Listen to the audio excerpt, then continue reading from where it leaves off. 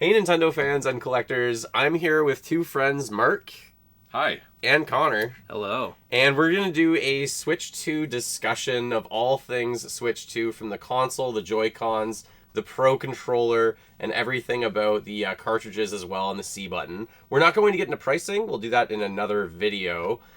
So, the Switch 2, it was announced, it's out in 2 months. First of all, even like the release date, is that what you guys expected, Mark? Did you have any idea it was coming out this soon in June? I figured that if they're going to announce it, they were probably going to want to make it only a few months between announcing and unveiling everything to when actually they launch it. That makes sense. That's been Nintendo's MO for a while. What do you think, Connor? Yeah, I mean, a summer release is a good idea in my opinion. It kind of goes against the norm with the other consoles, which are usually a fall release, so... And we've had enough of a wait from Switch 1 to Switch 2, being like 8 years, so I feel like we're finally prepared for this.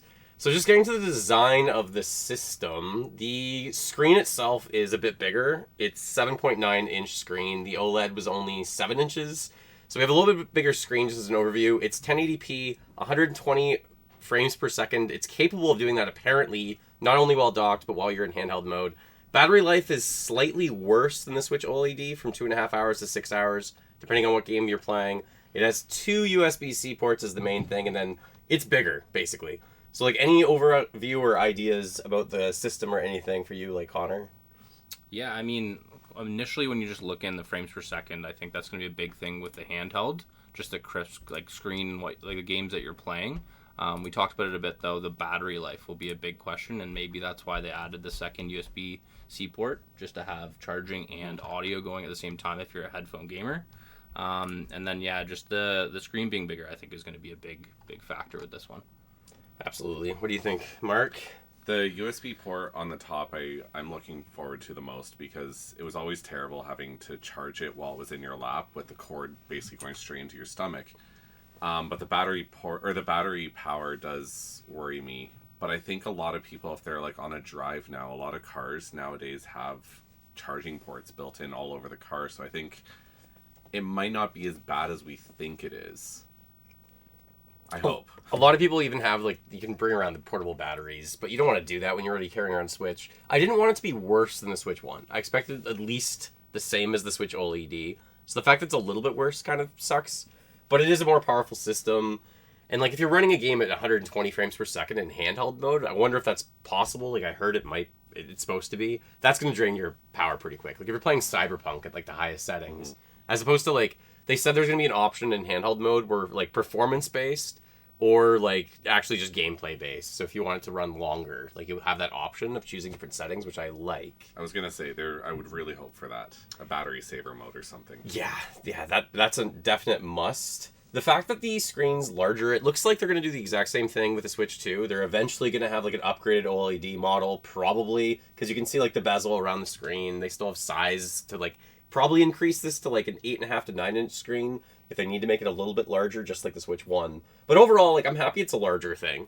Connor, you're actually both very tall gentlemen. Your hands in this, like, Switch 1 Joy-Cons must have been too small, especially if you're only using one Joy-Con to play, like, I think for me personally, the Joy-Con, like them like announcing the SR button being bigger and then the stick being bigger, like my brother-in-law Scott, whenever we would play Mario Kart and you would want to go with that side Joy-Con like you mentioned, like I'm looking at him and it's like a gorilla grabbing this controller and trying to like drive this like tiny little cart, right? So the fact that the stick is bigger, the buttons are bigger on the back, I think it's going to open up more where if you've just got the Joy-Cons, you've got 3 people over, you want to play Mario Kart, more comfortable experience for those games where you're just using the Joy-Con.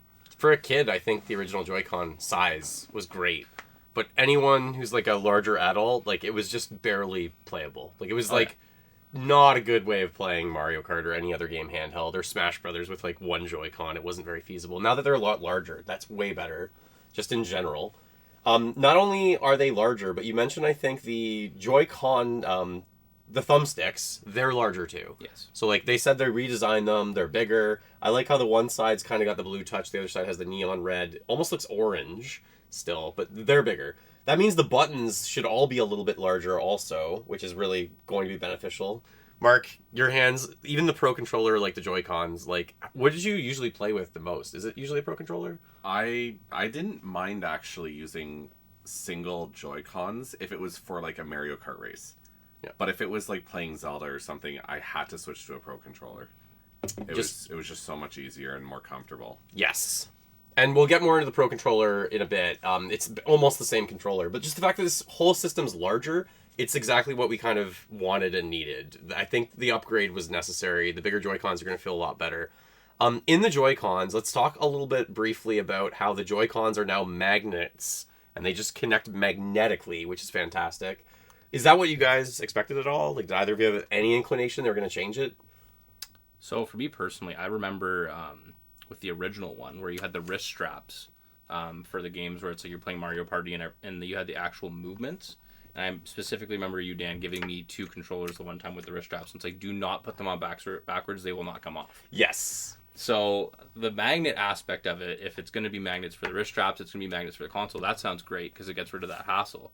But just the crispness of that with the charging port, because I like for our TV setup at home, we've got the switch in like the little like area underneath the TV, and like to charge them, like you have to basically pull the console out, put them in. I do the same. I have to like lean it forward. 100%. Lean it forward. It's awkward. If it's magnets, click, you're in, you're charging.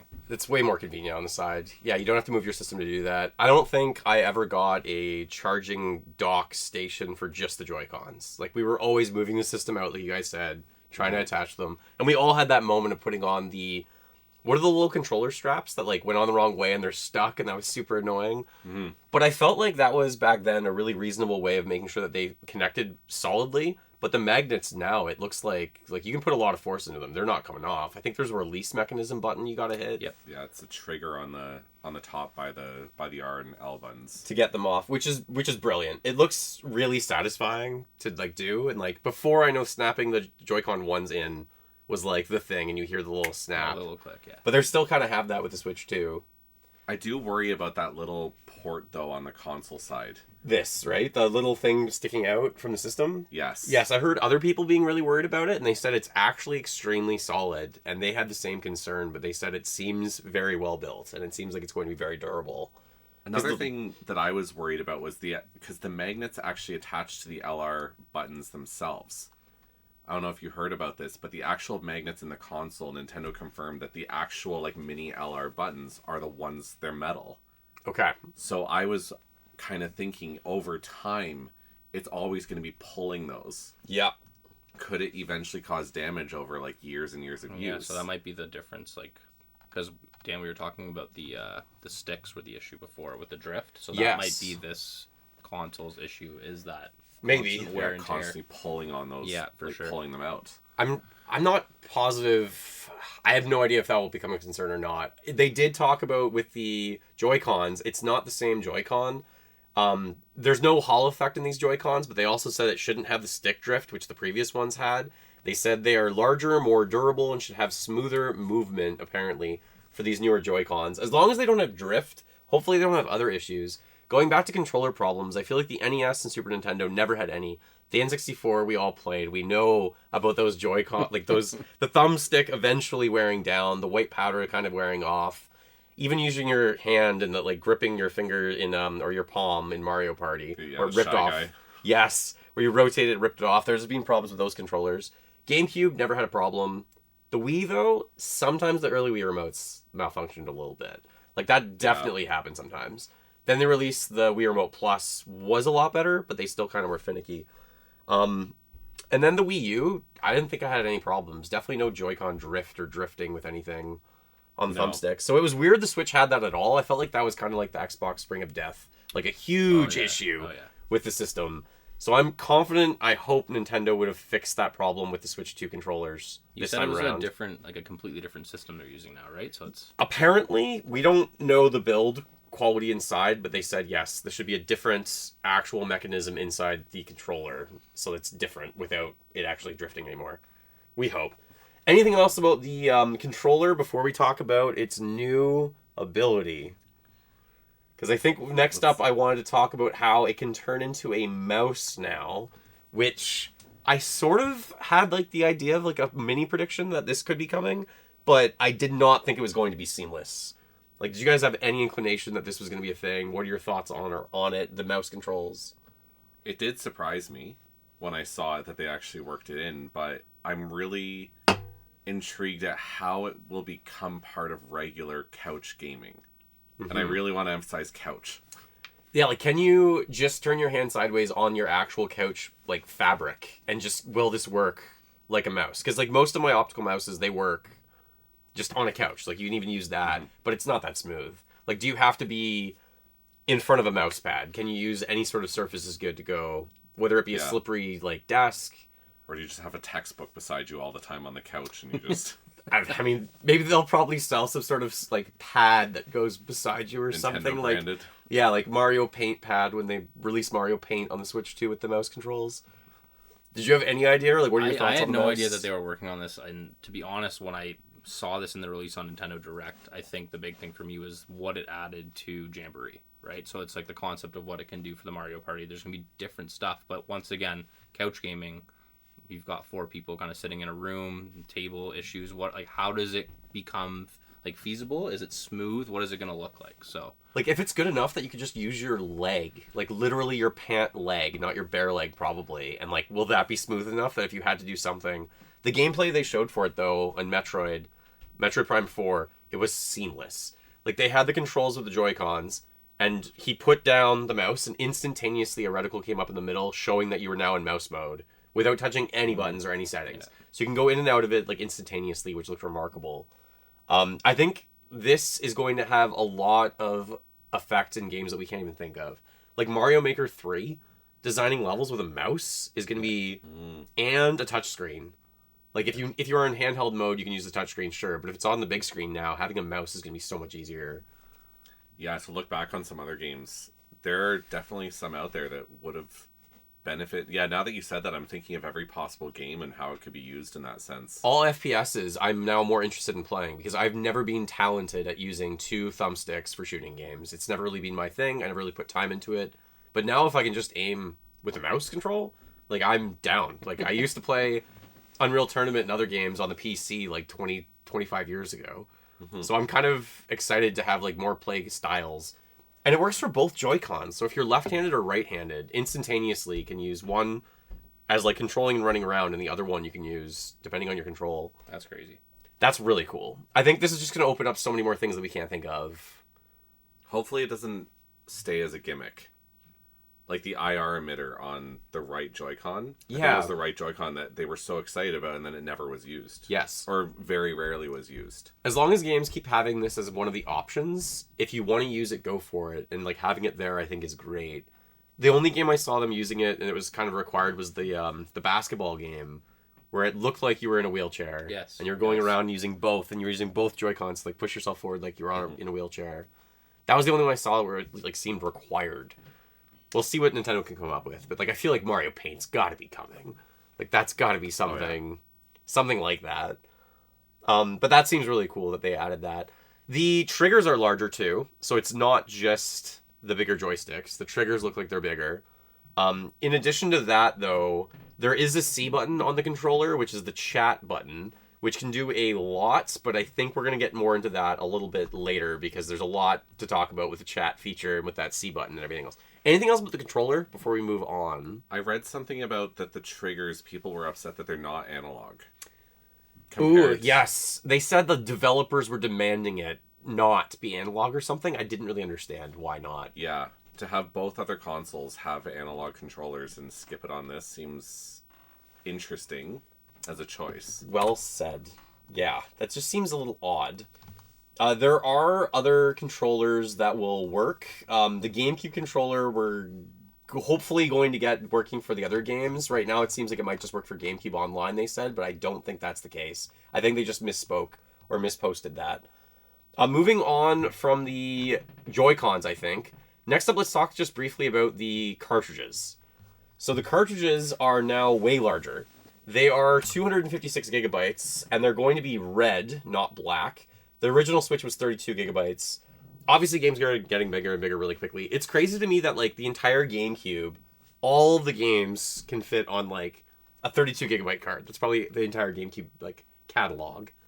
And now one game on the Switch 2 is going to be, like, roughly maybe 20 gigabytes, 23 gigabytes for Mario Kart 8. The game cards. Do you guys know how it's going to work with like backwards compatibility, Switch 2 to Switch 1? Mark, do you want to just go over that briefly? It seems that the Switch 2 will be able to run Switch 1, we'll call it the Switch 1, I guess, game cards, but it won't be the other way around. But it will be... I think I like how they made it red. At least you know, just by first glance, which one is which. But because otherwise they look almost identical. But other than that, I don't really see many issues. They're going to use the micro SD Express cards, I guess. They have to use those also for like your memory. And I guess the game cards themselves have that to have the faster output. Whatever that means, technically speaking. For the games, like Connor, did you hear that there's like 3 different types of games they're releasing? Like a physical, something with download, and then a game card or something? Anything there you want to comment about with those like 3 options or whatever? Yeah, I mean, so the physical aspect, like we can go into the game share part of this too after, because they are releasing that, which I think is a huge feature, just with the price of games and everything. So you've got your physical, you've got your digital. I think just with being able to also like add in games that you bought digitally is huge. So it's like you've got handheld, you got the digital, and then the Game Pass. I mean, if you want to share it with family, stuff like that, it's a really awesome feature to have. Yes, the 3 different versions of games were very confusing. I wish they didn't talk about it really at all. I feel like it's not much of a change from what the Switch 1's doing right now, which is the image we have on screen right now. Switch 1 had games that had the entire game on the cartridge. They had other games that said you require internet to download to get part of the game, or like, this cartridge has 6 games on it, but 3 of them you had to download, 3 were on the cartridge. And then there's other games you just exclusively download, and they're download only. Like, it's the exact same as Switch 1. I don't see how this is any different. I think almost all first-party Nintendo games will come out almost entirely on the cartridge. I don't think that's going to change from the Switch 1. I just think other companies are going to have the download option. I think it's the exact same. I don't think it's any different than what we had. But, Connor, what you touched on with the game sharing, 1 cartridge, multiple systems, that's really sweet, especially considering the price of everything going way up. Did you guys ever have that experience on... Was it the DS that did that, or 3DS? The shared Game Pass? Where you had 1 cartridge, but you could all play Mario Kart together. Like, the DS had that. To be local Wi-Fi. Yes. Yes. Yeah, that's what they're talking about with the Switch 2 having that option also. Where, like, we could have 1 cartridge of Mario Kart, but 3 or 4 of us are playing Mario Kart together on the 1 cartridge. Which is pretty sweet from my understanding, because the price is way up for everything. That'll be nice for when you're local, but as soon as you're somewhere else, like if you're off at school or working abroad or somewhere, you suddenly can't do that anymore. Yeah, that's true. And then, like, we're all of our own systems, but we're together. Like, I would much rather just play on 1 giant 60, 70-inch TV split screen, I think it'd be interesting to see where they get with game share, because other consoles are at that point where you can game share with 1 other console online, where only 1 physical copy is needed. So if they get to that point with this, I think it's worth having that feature. But like you said, local one, like everyone's got their own individual Switch. It doesn't have the same feel. And you can also now have your digital game portfolio, like you said, which you can transfer between 2 systems. So you can like give a game to your other system, and it changes actual systems, like the online game cartridge, which is really interesting. I like seeing all the game cartridges like in your own gallery of the games that you have. That's kind of neat. But I'm still all about physical because the channel is Nintendo collecting. So like I think I'm always going to be a little bit more about the physical games. The size of the games we've got here also, just to give like a little background of how big some of the games will be. So Mario Kart World, 23 gigs. Donkey Kong Bonanza, shockingly, it looks like it's only 10 gigabytes though. Then we have upgrades of other games, which are going to be comparative to what they were on the Switch 1. So I wonder how much, like, if Mario Kart World's open world and it's 23 gigs, like, what's the next Zelda game going to be? Like, it could be 50, 60 gigs, or... I mean, Connor, you mentioned, like, how are games not a terabyte now? Because some PlayStation 5 games are hundreds of gigabytes. Yeah. I mean, looking at those numbers, that's pre-update, right? So, like, this is before we've, like, got through all the kinks and all that stuff. So, like, by, 3 months in, that Mario Kart World, we're probably talking about 32 gigs. Once they've had to update stuff, add stuff into the game, all that. And then Bonanza, 10 gigabytes is, like, super low. It seemes small. Yeah. It seems really small. Well, Dan, you and I talked about it. It looked like Odyssey. Yeah. Right? They still haven't, for whatever reason, Nintendo's holding back who developed that game. They're not, because they usually have, like, 4 to 6 development teams, and they were named different throughout the years, like Nintendo, EAD, 1, 2, 3, 4, and so forth. But they still haven't said who's making that game, but it looks like Odyssey. Like, it's Odyssey, I don't know. adjacent or it's a cousin of Odyssey or something. It really seems like it's the same team that made that game. So I'm shocked it's that small. I wonder how big the game is, how many hours it is, how many worlds there are, because you can destroy everything. I don't know, but obviously they have the potential to go up to 256 gigs. That's what the system can hold. So the system's going to be able to hold, if games are 23 gigs, maybe 10 to 12 games. But if they only go up in size. I agree that, or I think we're still going to be able to expand the memory on the Switch 2 with memory cards. But it's got to be that, what is it, micro SD Express. Yeah. The price of those is just coming down crazily. Every year, it's a bigger card and it's less expensive. So I think that's fine. Who knows about the size of the games, but just kind of interesting to see how big they will be. Okay, moving on from that, we're not going to get into pricing too much for those things yet. But let's move on a little bit to the Switch Online and what they're kind of offering. Because the Switch Online, if you have the Expansion Pass Plus, it seems like you get additional stuff for free. Mark, do you have any idea about like what we're getting on the Switch 2 with the Switch 1? With the Switch 2, I think for what they've announced so far is the game chat feature, but as well as the GameCube added if you have the Expansion Pass. But other than that, I don't think there's too much stuff. Like in the original Switch, you got, I think there was something extra for Animal Crossing you got. I never end up using that. And little things like that you would get extra, but it wasn't for everyone. I think you got all the Mario Kart, like all the DLC for Mario Kart, I think, was part of that as well, or something like that. You mentioned to me, though, that it's for 1 year, the chat might be free. With the C button or the chat. Connor, you might have brought that up, too. It's the Access Pass, like, online chat thing that they were featuring. It was like a year free of that. So I don't know if there's an additional cost to that, what it's going on. Because some people heard from Nintendo representatives that eventually, just to be able to use the C button, the chat button, you're going to have to pay money. You need Nintendo Online to use it. But they're giving the first year free, I think, to get everyone hooked. Yeah. Which makes some sense. I think for me personally, that expansion pack, just GameCube being added alone is enough. Right? Like that console for a lot of people is the one where it holds a lot of memories. It's got some of the best games. So, and like you said, Dan, the release of that GameCube controller for the Switch 2, that will be the big drop.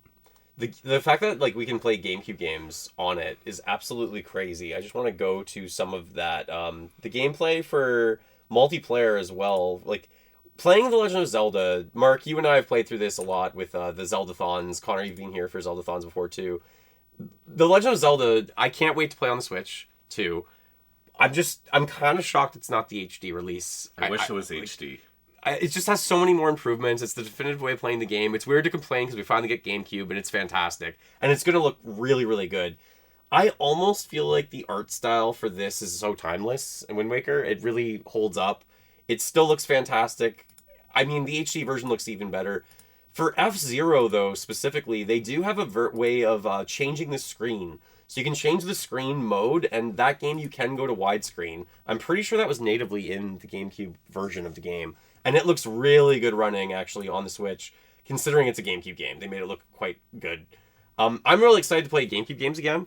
It's just, should it be behind another paywall? Like, there's a paywall already for online, and there's the online expansion plus. I feel like just one price. I just feel like it's kind of nuts that you have, like, all these different prices for everything. Or make it a bigger difference between the two prices.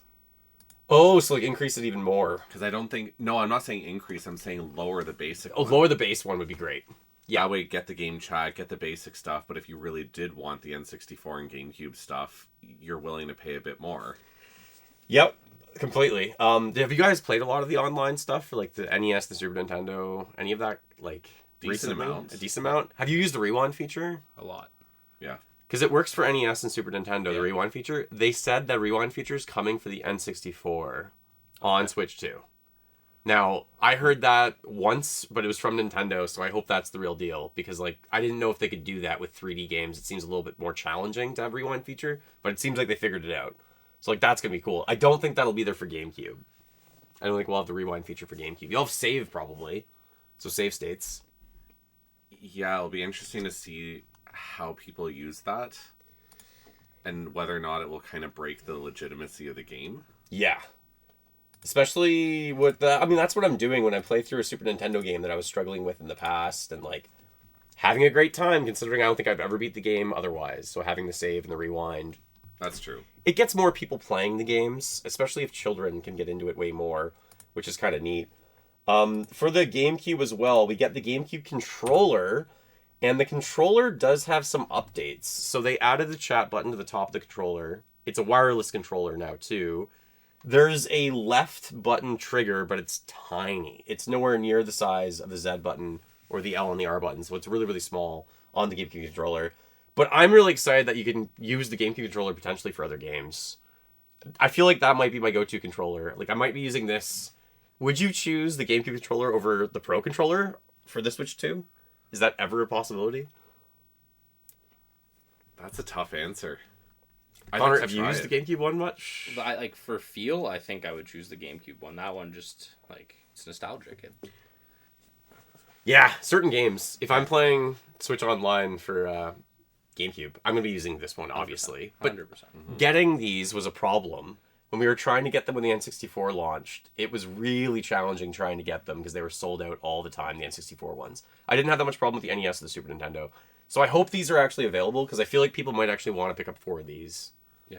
Usually they're tied to your account for Nintendo, and you have a maximum 4 per account to try and eliminate the scalpers buying all of them. I hope they do the same thing in the future. The build quality should be really good because the other build qualities seemed quite nice. And then if it's Bluetooth, can we use this for other gaming also?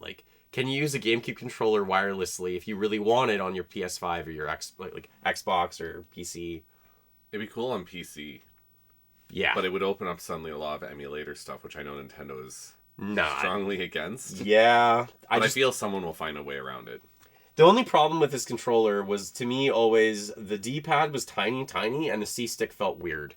Yeah, the C-stick was never a natural feel. So I think the Pro controller is going to have a much better, joysticks. The actual Switch 2 Pro controller. But it was nice that the C-stick on the GameCube controller actually had the little divot so you knew which direction you were pressing without having to look. Yeah, absolutely.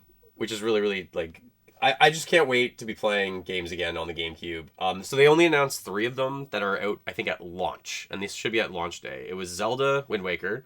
It was Soul Calibur 2. And then F-Zero GX were the 3. Also hinting, and they showed a lot of other games are coming, like Pokemon Coliseum, and there's a lot of others on the GameCube that I can pull from, which is exciting. If they use the game chat feature with the several screens all at the same time at the bottom, especially for something like Zelda 4 Swords, this one to me didn't seem like it was the one from my memory. This one looks like it's the one from Game Boy. I don't think this is the one from the GameCube, but maybe I'm mistaken. I don't think this is 4 Swords Adventures from the GameCube. I really think it's from the previous system. Do you know what I'm talking about? Where there was one on the Game Boy Advance called 4 Swords before the one on the GameCube. Yeah. I don't know, though, which one. I don't know it well enough. Okay, so that might make sense, because I think this is the one... If it's GameCube Classics, then we have to be mistaken. This must be the one on the GameCube. So, Connor, you said that this sort of game chat feature has been around for a while on the PlayStation. Yeah. Just not with the faces. Yeah, so share screen has been around for a while. But it was one of those features, like we talked about earlier, where, where do you use it? Where is it useful, right? And so, for my friend group, it's it's just starting to become more useful when you play games where it's maybe a sports game and you're doing a dynasty mode and you want to see other people's games against the computer. Maybe it's you're watching your friends play a game while you're also running your game privately. It's if you're playing Rivals right now, which is popular, you got 6 people in, you're the 7th one out, you're watching your friends play half screen, you're playing a game on your own, stuff like that. And then you know when to jump in. Yeah. That's you're still a part of the experience. Yeah, still part of the experience. You're still gaming, you're still communicating, but now you can visually actually watch them play while still being able to play yourself. The thing with Nintendo that they've done that I think is just so crisp is that camera and adding that picture to the share screen. That is completely different than anything before.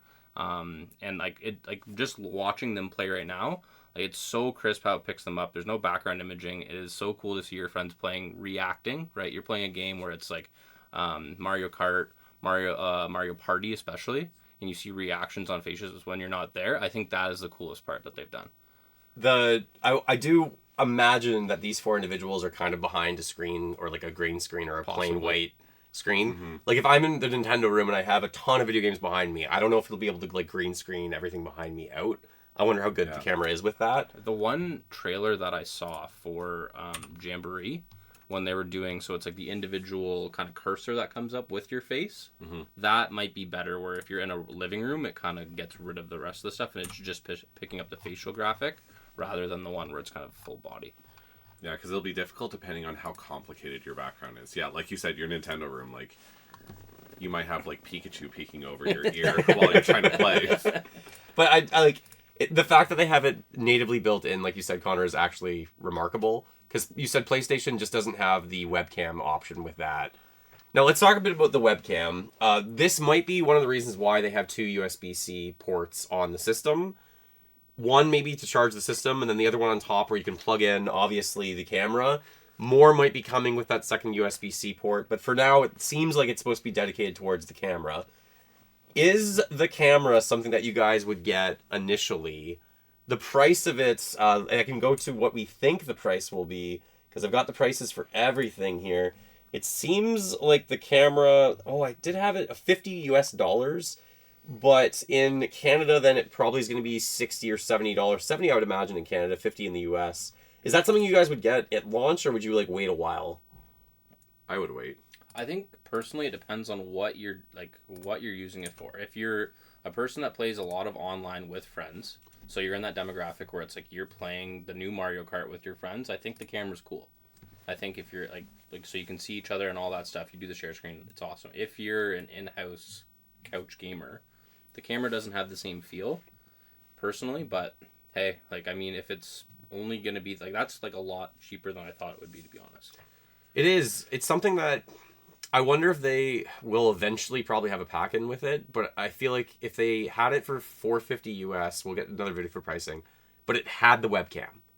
Like, way more appealing that it's, like, I almost actually expected the webcam to be built into the system, to be honest. Like, the Wii U had a webcam in it. The DS, the 3DS, like, I'm pretty sure the DS had a camera in it. Maybe it was the DSi or whatever.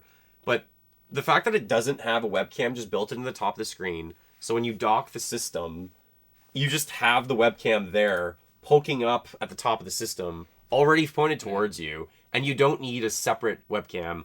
That was my expectation out of this system. I think it might be because of how like easy it is to fit that system in small places, like where like TV stands, a Nintendo Switch, you can slide it in on the far corner of it and it fits there so perfectly. Yes. So having that extended camera actually becomes useful.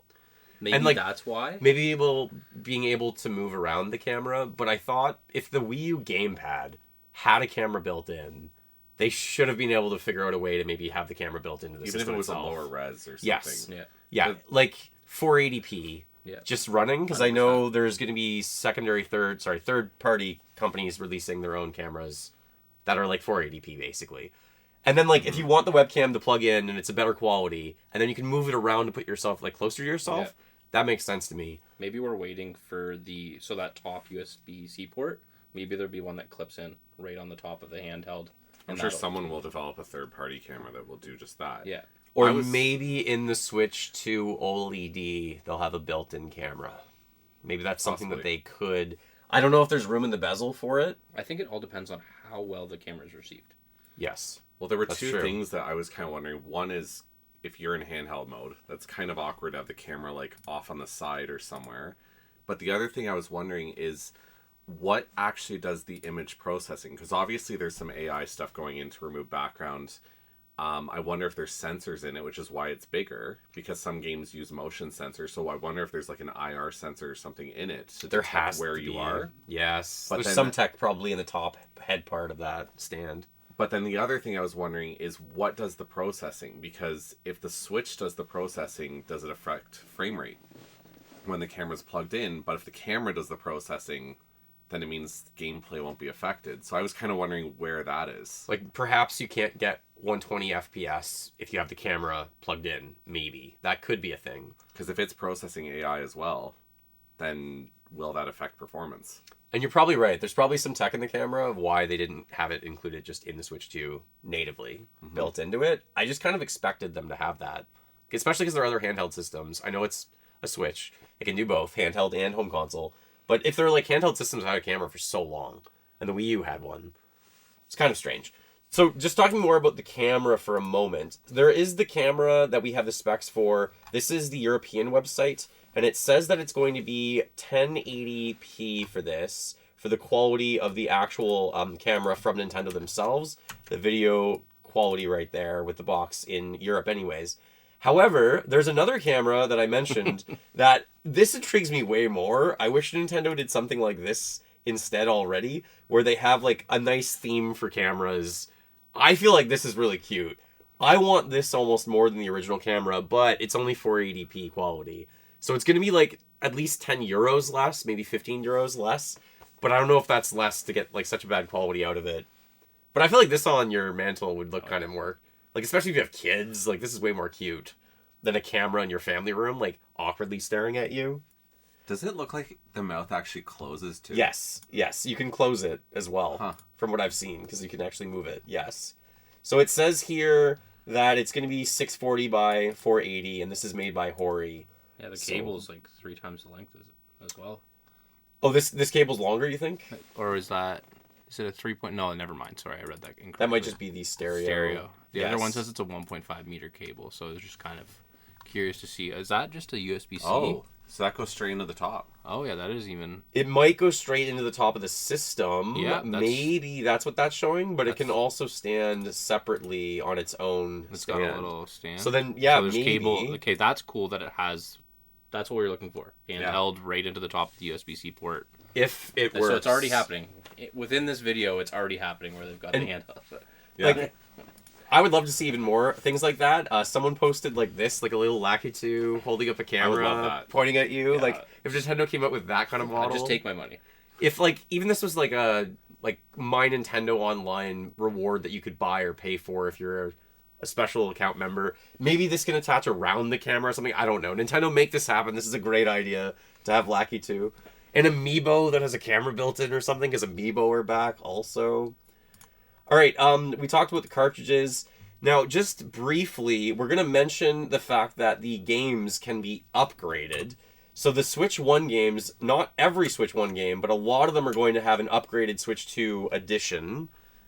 From this, we all played the Zelda games, both Zelda games. I'm still not done Tears of the Kingdom 100%, which is embarrassing. I think I have 138 shrines. I'm still not done.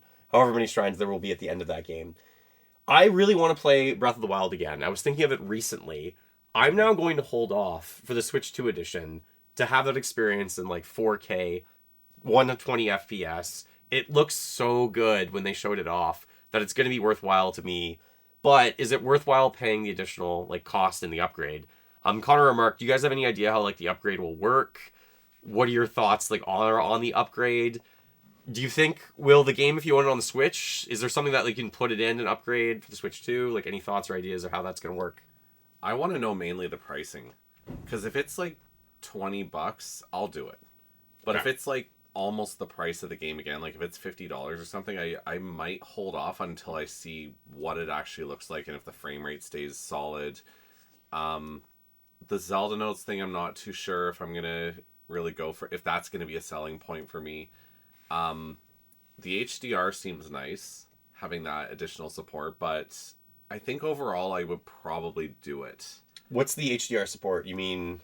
Actually, I'm not even... What does that mean? So the HDR stuff is basically the ability in a TV to show like more lights and darks in one single screen at one time. So no HDR means that you're going to see less of like vibrancy. Okay. I think that's what you mentioned with like how crisp Breath of the Wild look. It's that HDR where it's like it's almost like a new picture, right? Yeah. Because sometimes in the game for Breath of the Wild or Tears of the Kingdom, like yes, the lighting was a little odd. It's foggy at times. I'm changing the settings on my TV, trying to find the best setting to make it look the best possible. It might even look better on the OLED in handheld mode, to be honest, than on my TV sometimes. So that's what HDR support means. And I think that's where, with the new console not being OLED, HDR might help with that as well. But that's going away from this. Yeah, I think overall I would probably pay for it as long as it's not going to be that expensive. That makes some sense. I think if they sort of mentioned you might be able to just put in your game from Switch 1 into Switch 2, it might ask do you want to upgrade it or whatever. I'm wondering if you can like play your Switch 1 games without upgrading them And like the Switch 2 just plays them, but it's not going to play in like the 4K. It's going to look like a Switch 1 game. But they said if you have the online expansion plus membership, you might get that upgrade for free with the Zelda games. I think the other games are going to be released probably physical cartridge. You got to pay for the upgrade in some cases. Or you have the cart, you again pay for the upgrade.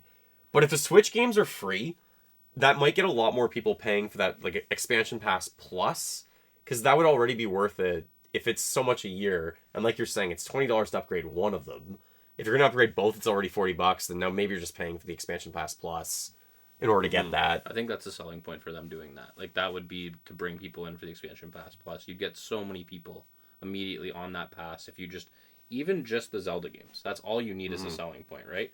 Because they were so many people played through them. I think, Dan, we talked about how many times we played through each one, right? Like, especially Breath of the Wild. Breath of the Wild, yes. Like, right now I want to go home and play it again. I really want that experience. The first time, all of us like coming out of the start of the game and you have that whole landscape in front of you and that feeling for the first time, it's so hard to get that in gaming. Oh, yeah. Again, like Ocarina of Time gave that to me, Mario 64 gave that to me, but like Breath of the Wild was one of those moments. Having these two games available at launch upgraded is actually remarkable, because sometimes you wait for years to get those releases upgraded. So I do think that's brilliant. If it's free to upgrade these ones with the Expansion Pass Plus, I think that's fantastic. But again, the price point's everything. We have no idea how much it's going to cost to upgrade these.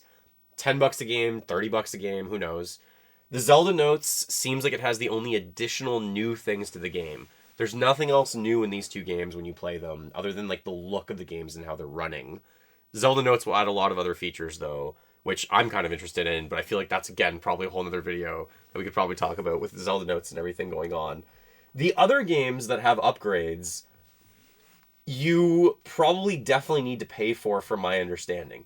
Jamboree had this Jamboree TV with like more modes and everything, with using the camera, and sold separately, obviously, with the camera, which makes it better. The graphics are going to be a little bit better, obviously. And for Kirby, there's a whole new world that's called Star-Crossed World for the game. So that's getting you a lot more content. Again, you'll have to pay for the upgrade.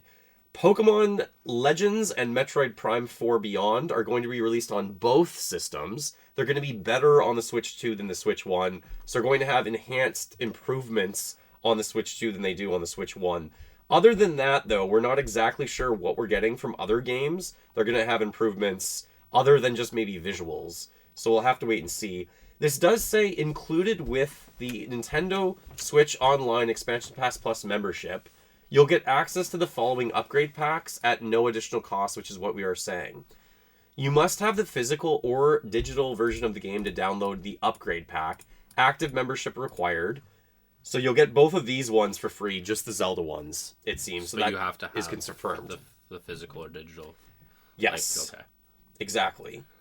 So, like, that's good, at least for the Zelda games at launch. It seems like maybe I can play them, put them in, get a free upgrade, and play on day one, because they're really expensive. So is that that's with the included Nintendo Switch Online expansion pack? Yes. That's going to get so many people doing that. So the one that gets you GameCube. Yep. If you get GameCube, you'll also get these ones. I feel like every free. true Nintendo fan is going to have that online expansion membership. They're going to have both editions of the Tears of the Kingdom, Breath of the Wild. Like, why wouldn't you? Yes.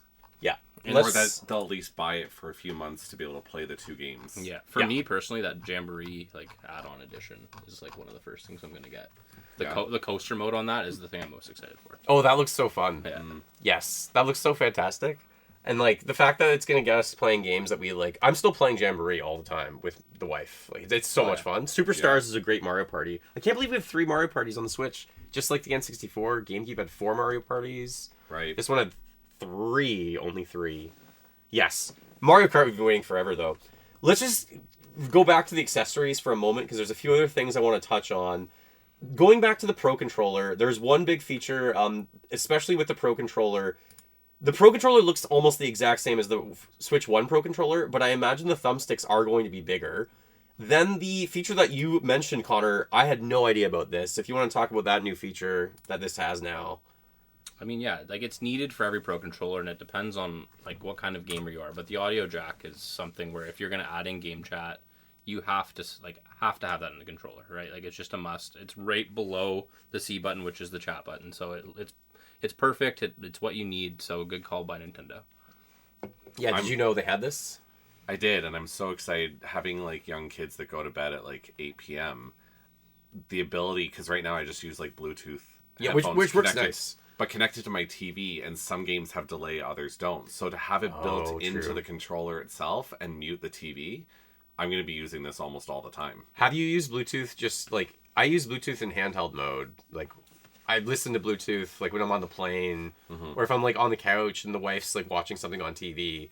And I've never had any delay that I've noticed with my Bluetooth. But obviously, if it's plugged in, it should be a lot better. If it's plugged in, and the best part about this is, like, if it's through the system, the audio mix that you can do. So, like, say, for example, you're playing a game by yourself. Like, they've already talked about the 3D sound and how they're going to have, if you have a nice set of headphones, you can have it playing around you. You're playing Tears of the Kingdom, it'll actually sound like noises are 3D around you. But if you're playing online with friends, audio mix, you turn the game volume down, you turn the game chat up. Right, and it's just to have it connected to the controller. You need to have that if you're going to get into the game chat realm, which they're doing. So, yeah, I think it's hilarious that we're talking in 2025 about a headphone jack when all phones are going away from them. We have wireless earbuds for everything, but more options is better. So the fact that they have this is a nice addition. You mentioned, Connor, that they have the C button now at the bottom middle of the controller, so that's the new button to the Pro controller. And then the top of the controller looks like it's white/gray, which is the main distinction other than the logo being different from the original controller. They also have these triggers called the GR and GL underneath the controller that a lot of Pro controllers had for other systems, or the Elite controller I remember on Xbox had that as well. So when you're holding the controller, you have more options and more buttons.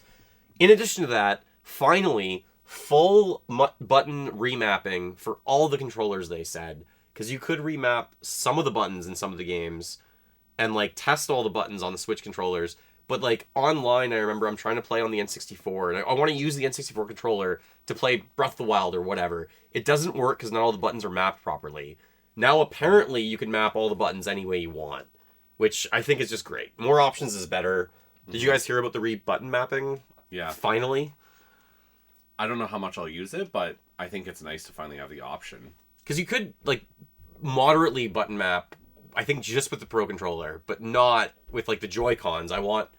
If you're using mouse mode and you want to change the controls entirely now, you can entirely to make the triggers your shooting buttons and stuff in the Metroid. I think that comes from the PC gamer world, is everyone's just so used to making it whatever you want. Which is the way it should be. Yeah, I mean, for console, too, like, when Warzone and everything was dropping, a lot of people were controller mapping their stuff. Like, I remember a lot of my friends were explaining, it's like, you want to change your crouch, you want to change this. Basically, you want to have the buttons used the most in the primary spots. And then those ones at the back you can use for whatever you barely use, right? So.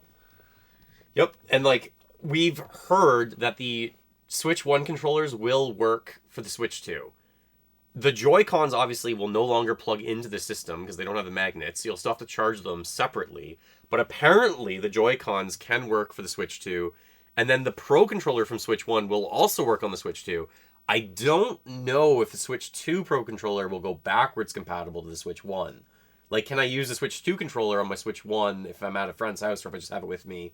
I'm curious about that. Same with the Switch 2 Joy-Cons. Like, will they be backward compatible on the Switch 1? I don't believe they would, but I think everything for Switch 1 going forward will work on the Switch 2. Which is great to keep costs down. Yeah. Like, Connor, you mentioned for a family buying the Switch 2, it's going to be a crazy pricing. So if you already have all those extra controllers.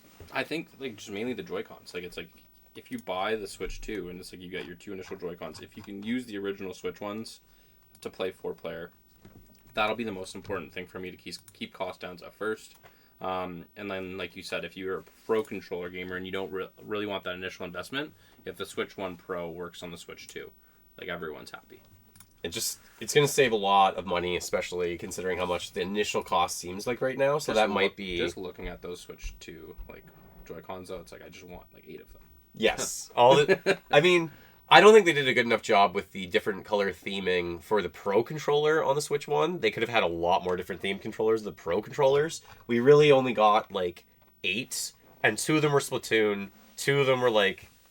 we had one Smash, but we never got a Mario one, we never got a Peach one, we never got a Luigi one, but we got lots of different colored Yeah. Joy-Cons. They crushed it with the Joy-Cons. Is this for your tons Switch of them. one you're talking about? Yeah. Yeah, not the Pro, but I have like the 3 different colored, like the plug-in ones. You know, Yes, they which made are made by PDP or yeah, Hori. they made so many of those that you can Yes. get like pick up at stores. And they work really, really well.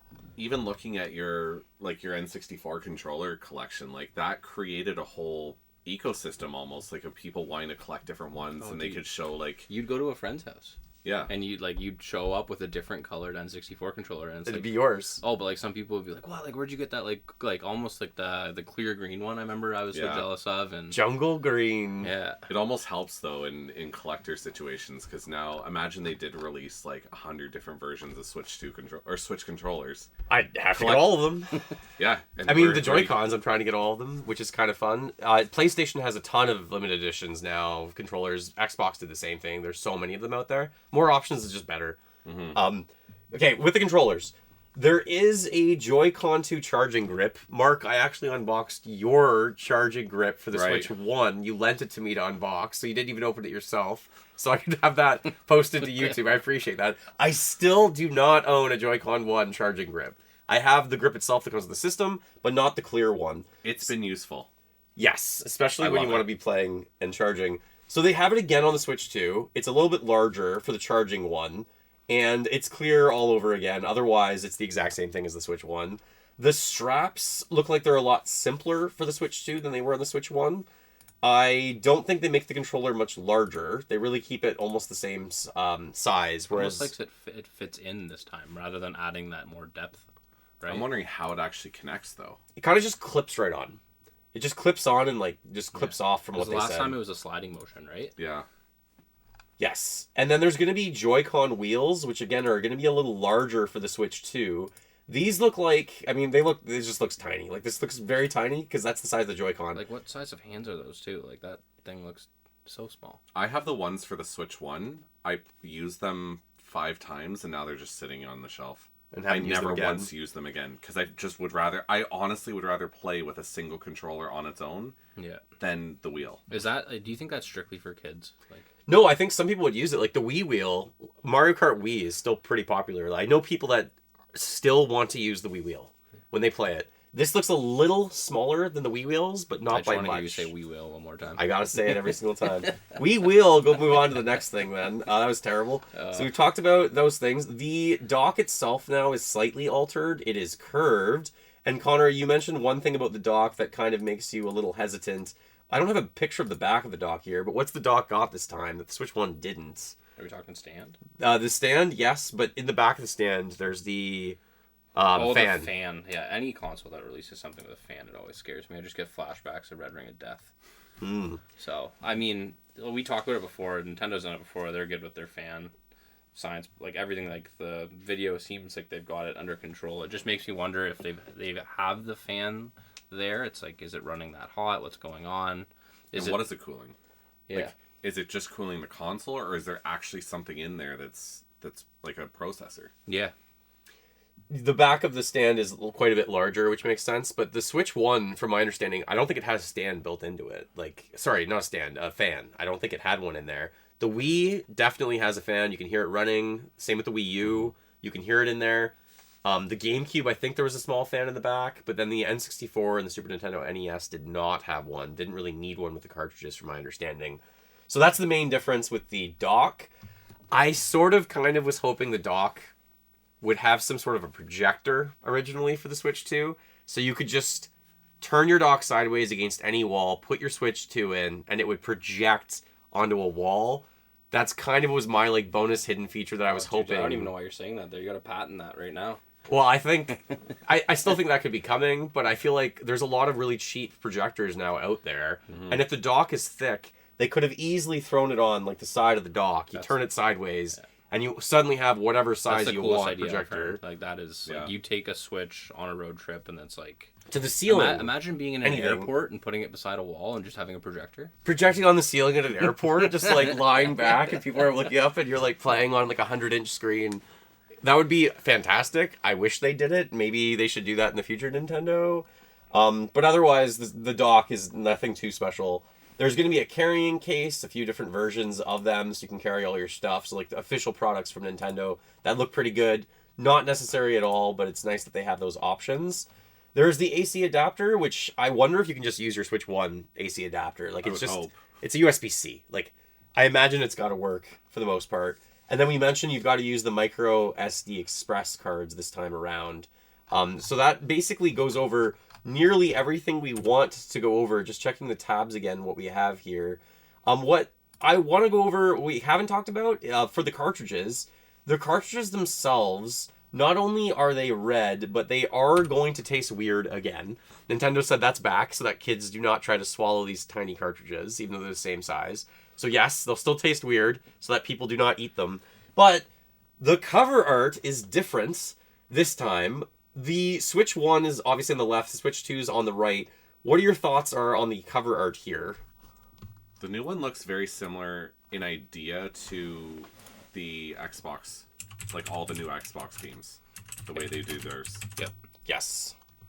Yeah, I think the cover art wastes a lot of space. Like, the top, the Switch 2 logo, I feel like it didn't need to be that large. I feel like it's a little unnecessary how large it is. I'm a little upset. I don't know, just so much negative space. Like, I feel like the Switch 1 looks so much better there than the Switch 2. I loved the Switch 1. It's like you barely notice the Switch in the top left corner. It's like just more art, right? Like, I feel like they're trying to avoid a Wii U situation where people were thinking it was the same console. Maybe. Like, they're trying to make it really obvious. It's like the number 2 is directly in the middle now. It's yes. like you can't possibly buy the wrong game. Yeah.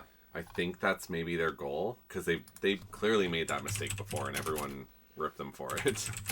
It also, the cover art goes around the side of the box, though. Like, the spine. The spine is actually going to be the game itself now, because before, every single Switch game just had the red spine. No personality. Like, the Wii games were all white. The Wii U games were all white on the side. Like, going back to the GameCube, like, we're going to see the art style on the side of the Switch 2 cases. I can't find an image of that right now, but I saw in Japan, they did already have it out of what it will look like for the sides of the cartridges. Yes, of the sides of the cases. So, like, for me, I love that. I love the way games look on the side of the shelf. I don't love the fact that they all look boring on the Switch 2, and it's just, like, the name of the game in white font, red side. Very boring. I would love to see more art styling for the game. So the fact that there's just some design change to the side of the spine, better. So I feel like the sign, bigger thumb up for me. But the front, the Switch 2 logo, just make it in the middle, red, and then have the art still around it. Like, just center the Switch 1 logo in the middle and still, like, show the art or make it transparent or something. Like you said, it's so much wasted space. It's just so much wasted space. I understand the red case looking different. Also, like Mark said, it's like no one is going to buy that game thinking it is for the Switch 1, right? Yes. Like, it's like there's a giant red bar across the front now being like, warning. That's true. Yeah. And they're going to, with the price point too, they're going to have a lot of people that are going to stick with the Switch 1 for a while. So imagine all those people that would accidentally buy the Switch 2 game, open it, try and put it in, find out it doesn't actually run. Yep. Just avoiding. So I think they're trying to avoid that. Yes. And I think there might be a little, like, if you think about the 3DS and the DS, the cartridges were almost the same size, but there was a little nub on the 3DS cartridges that prevented it from going in the DS. Mm-hmm. So they might do that for the Switch 2 cartridge. It might just have a little nub on it to prevent it from actually going down and into the original Switch. Mm-hmm. But it will still accept Switch 1 cartridges on the Switch 2. The like color red should be, like the cartridge itself also is red, right? Yes. I think I have an image of that here somewhere, that the cartridge itself is going to just be red. But they look the same, obviously, in this little image, but yeah. The red right away, like, that is smart for them to do. It's different. They actually have the same design and they'll have the same amount of space here on the cartridge for the art. But just the spines of the sides, like, I'm so happy they changed that. I think that's big for someone like me, especially, like, in the display of all my room and everything like that. So, going back to the summary of the Switch 2... I feel like when we were kids, someone posted this online, there were such huge generational gaps between systems when we were kids. Especially, obviously, from the Super Nintendo to the N64, the first time it was in 3D. Some games on the Super Nintendo had 3D capabilities like Star Fox, but, like, that jump was enormous. It felt like night and day going from the PS1 to the PS2. Even the PS2 to the PS3 felt massive, I felt. And then, like, now, the Switch 1 to the Switch 2, like...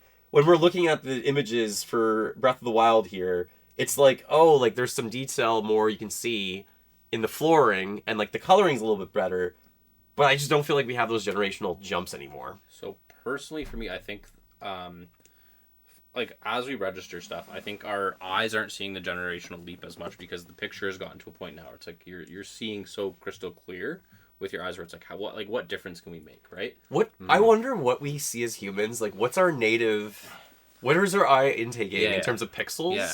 Because there's got to be a limit, right? So I think the leap now, and like we don't notice it as much because it's been very subtle, but it's the lag time in games, but it's also the downtime in games because like they even said with Mario Kart World, there's going to be part of the race is just going to the next course now, right? Where if you think back a couple Mario Karts, it's like pause, wait for it to buffer, wait for it to load, and then you race. Like that's gone.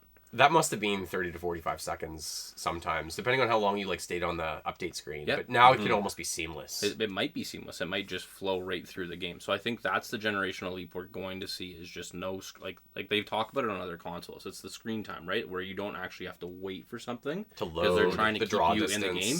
You even saw it on Tears of the Kingdom, like when you're basically like you're jumping in the air, like that time was cut in half when you're moving from the depths up to. Oh, when you're yes, when you're what's the fast travel? Yeah.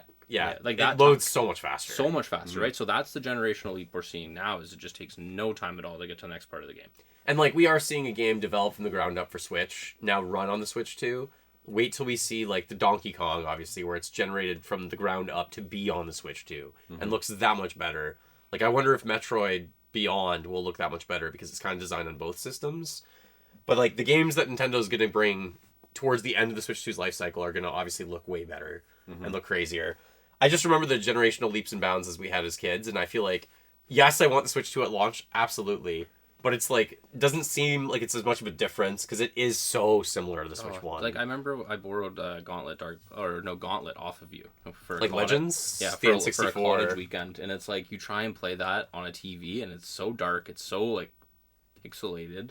It's like it's hard to actually like look and play that game now, right? And then you go from that to Gauntlet Dark Legacy, and it was like a completely different game. Those generational leaps were, and that was on GameCube. Yeah. I hope that comes to Switch Online. Can you imagine playing? Oh, I can't. 4-player like with a shared screen. With shared screen. Yeah, see, Gauntlet that's like Legends. Game. That'll be such a blast. I think we're seeing that with a lot of technology though. Like even when you buy a new phone nowadays, like there's not really, it's faster, but there's not that much different, and the same goes for consoles. It's just better graphics, better load times, but beyond that, this is where it's nice with Nintendo and what they do with the Switch and the fact that you can go handheld mode or couch mode, basically. And I think that's where we're going to start seeing the improvements that are actually noticeable. Yeah, that makes a lot of sense where, like, there's a lot of things the system can do and other systems haven't. Like, yes, we have the ability of having, like, a bigger screen. That's great. And, like, the Joy-Cons are bigger. That's great. But, like, the mouse mode, that's the gimmick this time around. Like, that's got to be the main gimmick for the system overall, is like the fact that you can go into mouse mode in a lot of games. I think they're going to be trying to pump that a little bit more and trying to talk about that in a lot of their releases for all their games. I think the shared screen and camera is going to be something that they also try and pump. That chat button is going to be monstrous for them. They're going to be talking about that with everything, right? Like trying to talk about the interconnectivity of everyone. Kids, like I can imagine people playing Fortnite and watching all your friends playing at the same time with that chat button. Is there any other... Well, that's been a thing since, like, the Xbox 360. Because I remember the whole thing about, like, party mode was being able to talk to friends, but you didn't have to play the same game. Oh, yeah. And we'd all just be online talking all the time. So it's nice to see Nintendo finally gets this 15 years later. I remember... They're a little late to the party. I remember Xbox 360 playing Call of Duty Search and Destroy, and you were in game chat. Right? But if one of your friends died, you couldn't talk to them anymore because the game would cut you out. Oh, okay. And then they came out with party mode. Yes. And it's like you could keep talking to them and call out where the other enemy was, even though you were like your character was dead. And it's like Nintendo's finally understanding that like the game chat aspect of it, if you want to be a true online competitor, you have to have that. But I think they're gonna have a leg up with the shared screen and the type of games that they offer. Like the other consoles, they've had it for longer. Nintendo's got the right games and the right library for shared screen to work. It's gonna be nice. I just can't wait to actually like be playing it. The pre-ordering system we know is down for North America. Canada and the US put a pause with everything going on in the world. The system's coming out on June 5th. Is it going to be a day one purchase if you can get your hands on it? Mark, what do you think? I've pre-ordered it through their online, like through Nintendo Canada. Whether it shows up, If it shows up, great. If it doesn't, whatever. Like, you signed up for that thing, or did you Yeah. hear back already, or? No, because I think they start sending out like May 9th or May 8th or something like that. Yes. So if you don't know, go to your Nintendo online account, and you may be able to pre-register to purchase the system directly from Nintendo. And That's they'll what send you we're an talking email. about. Yes. But there's certain criteria as well. You have that to be playing a certain number of hours or whatever. I think Yeah, it's 50 hours. Yeah, and like I think it's almost like they want to see on your account that you've had it for a year. I think is the thing. They want to see like a certain amount of time that you've been a Nintendo Online member. Right. So in order to qualify for probably getting this at launch. Otherwise, you can get all this that later. All of that qualification stuff has to have been met as of April 2nd, I believe. Okay. So you can't just rack up 50 hours right now and get on that. Right. Yeah, just to avoid the scalp. Like the PS5 thing that happened was absolutely awful. How all the consoles got bought. It was just crazy price that they went up. The Switch, where it's priced at right now, if you can get it for that price, it's the right price, I guess you would say. You did the price comparison with the other consoles. So yeah, I mean for me, day one purchase. I might not get all the add-ons day one, but the console itself, day one purchase. It's going to be a painful day. We're going to have a separate video for pricing, so if you want to check that out, once that is up, I will link to that as well. In summary, the Switch 2, I'm really excited for it. I think the fact that we're getting a bigger console, how powerful it is, I'm willing to pay more for it, and I'm really excited to actually get our hands on it and see what this system's capable of. Even though it's not that much of a change from Switch 1, I'm wondering if the future of Nintendo systems is just Switch 3, Switch 4, like PS1, PS2, PS3, PS4, PS5. They just found such a home run with the Switch 1. It sold so well. It makes a lot of sense. It's the right, probably, choice from Nintendo just to bring us a system that's more powerful, bigger, better. And let's see if they can bring the games, because the Switch 1 lasted 8 years for a cycle. That's a long time in Nintendo standards. So maybe the Switch 2 is going to be here, and it's 2025, so we may still be talking about it in 2030, 2032. It might go all the way to 2033. That's crazy to think about. Wow. Yes, this might be Nintendo's system for the next 8 years. We will see. I'm happy it exists. We're getting physical media still. I can still be a Nintendo fanboy, basically, and have a collection and have games on my wall. Any other closing thoughts from you, gentlemen? I'm looking forward to it. I really want the projector to come out now, so... I've been thinking about that for years. I really wanted that even on the Switch 1. I thought when the OLED model... Please make it happen. It'd be so cool. Nintendo, if you're listening, we'd love a projector. All right, thank you so much for being a part of this, gentlemen. We'll hopefully do more videos with you guys in the future. All you guys and everyone watching online, thank you so much. Go collect them all. Keep smiling while gaming, and we'll talk to you soon. You guys are awesome.